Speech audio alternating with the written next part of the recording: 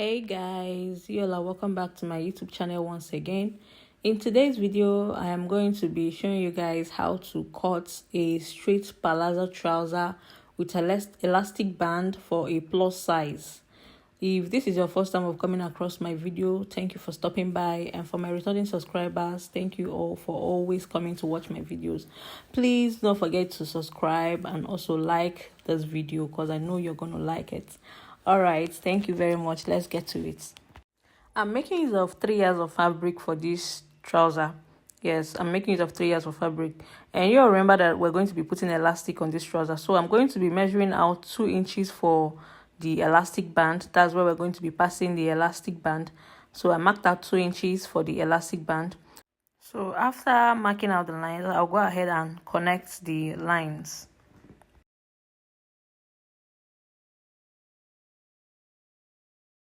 So guys, the next thing I'm going to do is to mark out the hip depth. The hip depth I'm working with is 9.5, so I'll just mark it out. After that, I'm going to mark out the crotch line. The crotch depth I'm making use of is 12, so after marking it out, I will rule the lines out with my ruler.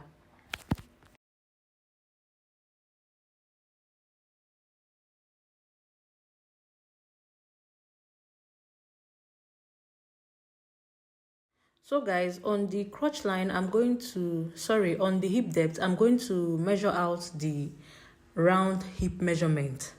The round hip measurement I'm making use of is 55. Yes, this is why I said that person is a plus size. So I will divide the hip measurement into 4. So I'll mark it out and then add 1 inch allowance for ease.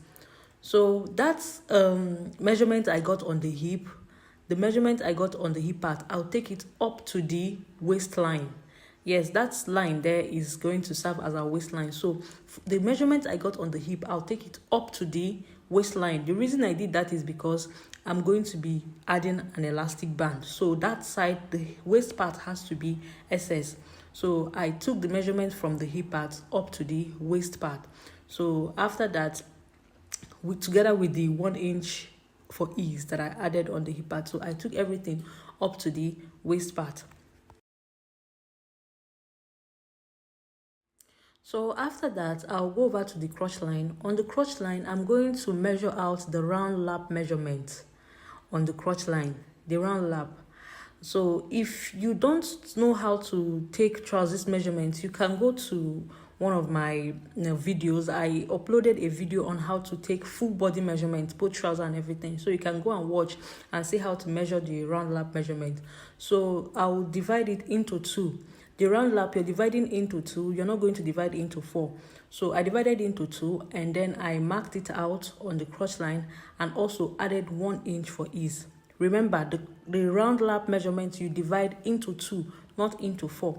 So the line there, I connected it straight to the hip line. The hip measurement I got, I'll connect from the crotch line, from the round lap measurement, I'll connect it straight to the hip measurement.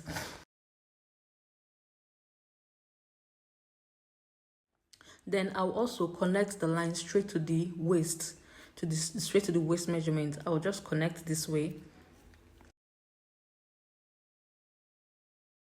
So guys, this is how it's going to look. I've connected all the lines, so that is it. So guys, after that, I am going to get the midpoint on the crotch line. I'm going to divide the round lap into 2 and get the midpoint. So whatever it is I get as the midpoint, I'm going to take it down to the full length of the trouser. So that is it, guys. So after that, I'll go ahead and connect a straight line from the crotch down to the full length of the trouser.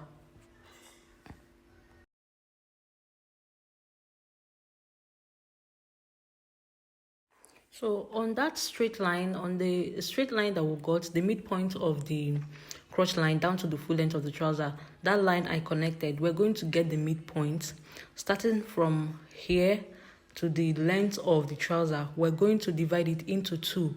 That is another way to get the knee length. that is another way to get your knee length. So I divided into 2. So after that, from that midpoint, I'll come up by 1.5. Yes, from that midpoint, I came up by 1.5. So that is our knee length. So that is it. That's our knee length measurement. So that is it, guys. So on that knee length now, we're going to take our round knee measurement. Yes, so that's what we're going to take our round knee measurement. So sorry, guys. You guys should just bear with me. My phone is messing with me. My phone is really messing with me. Please ignore this thing that I pinned down here. I didn't know that. After recording, I tried saving the thing I recorded. It didn't save. All of a sudden, the thing just deleted. So I had to just start again. Meanwhile, I've already cut this part. So that's why I had to just pin it down to explain what I explained before. Please, yeah, I know people are going to understand. Where we stopped is here. After getting the midpoint, I came up with 1.5 inch. So this 1.5 inch that I came up with, this is going to serve as our knee line. So on this knee line, we're going to get the round knee measurement. The round knee measurement is 30. 30 divided by 4. We're dividing by 4. 30 divided by 4 is going to give us 7.5. So from this 1.5 inch that we came up with, I'm going to measure out 7.5, which I've marked out here. So I'm also going to mark out 7.5 on this side. You guys are seeing my choke, right? I hope it's bold enough. So from here, I'm going to also mark out 7.5 here, which I just did now. So I'm going to add 1 inch for ease. I've marked it out. I'll do the same thing here. 1 inch for ease. I'm going to mark out 1 inch for ease. So making it a total of 8.5. That's 8.5. So this measurement I got here, this 8.5, I'll take it down to the full length of the trouser. I don't want the ankle to be penciled, so I'll take the same measurement I got on the knee down to the full length of the trouser. So I just did that, which is 8.5. I'll do it on the other side too, 8.5. So after that, I'll connect the lines this way from the hip. I'll connect it this way to meet the 1 inch allowance. I'll take it also straight down to the ankle. I'll do the same thing here to go this way, straight down to the full length of the trouser. So that is just the thing. Then we'll go ahead and cut out. That's all.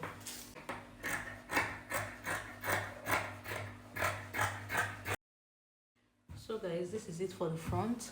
So we'll just go ahead and cut out the back.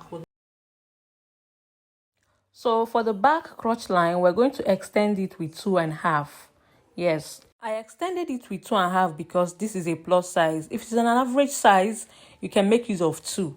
But this is a plus size, so that's why I extended it with 2.5. So I'm using 2.5 for the extension of the crotch line at the back. So I'll just mark it out. So on this part, I'm going to mark out 1 inch here, or let me use 1.5. I'm going to mark out 1.5 here. On the waistline, I'm also going to mark out 1.5 for the back. Then on the knee, I'm going to also mark out 1.5. I'll just take this 1.5 down to the full length of the trouser. I'll just mark it out.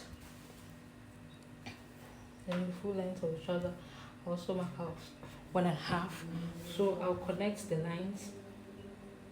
In order to be on a safer side, you try connecting this line to make sure it is going straight to the back cross line also. So from there, you connect this line this way. Connect this to this.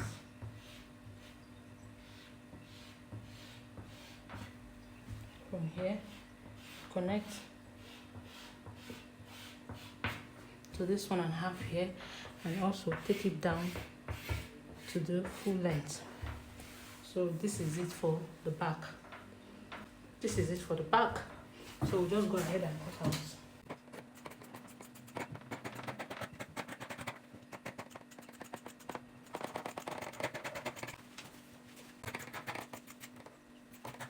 So guys, this is it for the front and the back. This is it for the front and the back. I'll just go over to my sewing machine and join the sides, then I'll show you guys. I'll just go ahead to my sewing machine and join it. I'll show you. Firstly, I'm going to be stitching up the crotch part for the front and the back. Yes, I'm going to be stitching the crotch part for both the front and the back. Then I'll show you guys.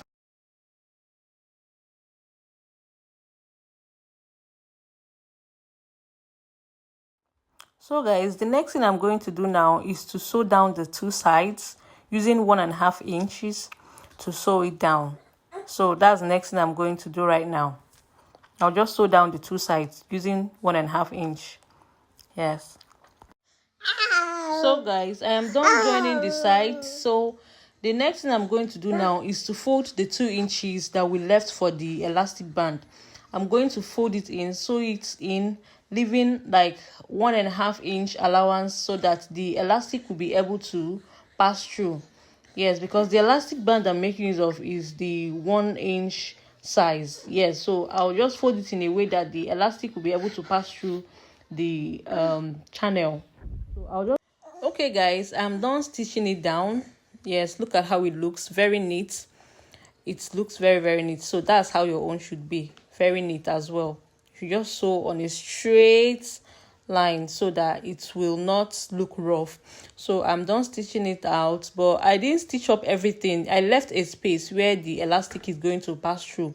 So I left this opening here. That's where I'm going to be passing through the elastic band. So I've gone ahead to cut out the elastic band.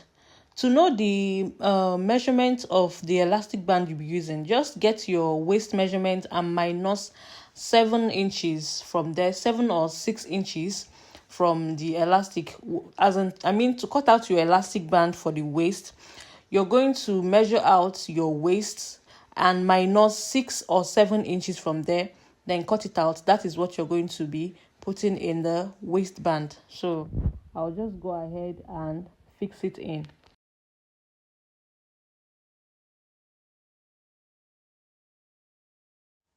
So I'm done fixing the elastic band. So I'll just go ahead and stitch the two ends down, stitch it up together. Then after that, I'll stitch down that opening I left that I used in passing through the elastic. I'll just stitch it down too. After that, I'll then fold the down part of the trouser. So guys, we're almost coming to the end of this tutorial, as you all can see. Okay guys, look at how beautiful it looks on my customer. As you can see, she's very excited about her trouser. So guys, please, if you enjoyed this video, do well to subscribe to my channel, turn on your notification bell, and also like this video. See you all in my next video. Ciao.